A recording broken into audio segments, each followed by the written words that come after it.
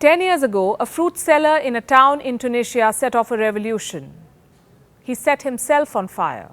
A fire that spread to almost a dozen countries. It destroyed dictatorships, it defeated armies, and gave people hope. 10 years on, that hope has faded into disappointment and disillusionment. Hello and welcome to Gravitas Plus. I'm Palki Sharma and I'm here to talk to you about the Arab Spring, a revolution for dignity and democracy that left in its trail violence and chaos. The story, as I said, begins in Tunisia. It's a small country situated at the northernmost point of the African continent. Tunisia was ruled by a dictator, President Zine El Abidine bin Ali.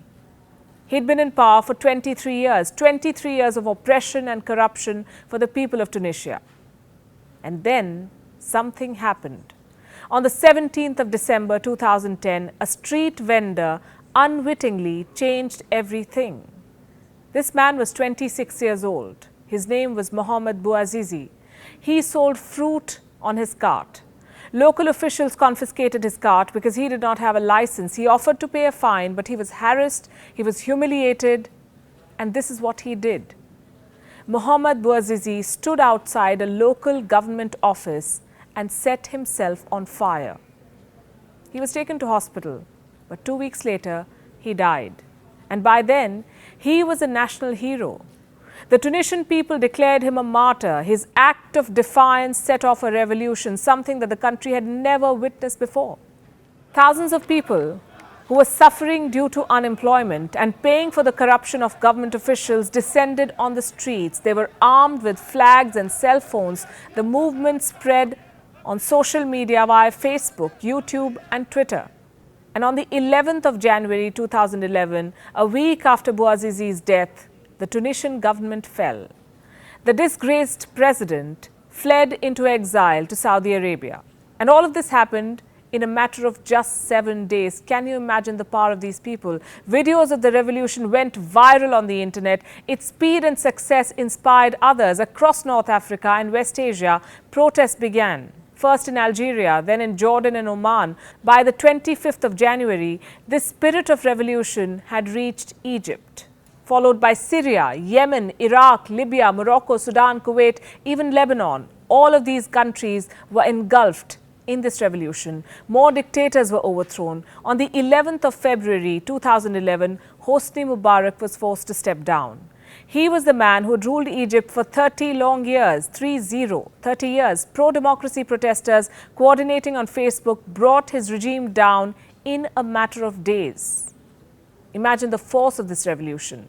By the end of the year, many governments had fallen. In Yemen, Ali Abdullah Saleh had to go after 20 years in power. In Libya, the powerful dictator Muammar Gaddafi lost not just his regime, but also his life. He was captured and killed by the Libyan rebel militia. The Arab Spring was a political tsunami for this region. At least 4 long-standing authoritarian regimes fell. The speed and surprising ease with which these regimes fell gave people a lot of hope. If removing a dictator was so easy, installing democracy should also be easy. Well, it wasn't. The transition was tumultuous. For some, it has still not ended. The revolutionaries have learned the hard way. Overthrowing a regime is much easier than building a stable new system. Tunisia, the country where all of this began, ended up being dominated by the interests of a small number of families and some rich businessmen. 10 years on, the country's economic machine is out of order. Tunisia is in a recession with zero growth. Reports say the recession could reach -7% by 2021. Tackling unemployment was one of the top goals of the Tunisian revolution. But as of 2020, more than 16% of Tunisia's people do not have jobs. Among the youth, unemployment is more than 36%, but Tunisia has some semblance of democracy. In Egypt, the setbacks outweigh the gains. The protesters failed to plan or politically organize after Hosni Mubarak's ouster. The power vacuum was filled by the Muslim Brotherhood. They swept to power and they established a hardline Islamist government in Egypt. That too failed. Their short-sighted, petty agendas alienated the public. The army in Egypt exploited all of this. The generals took power. They placed the country under a military dictatorship. There was another wave of protests. Another dictator was ousted.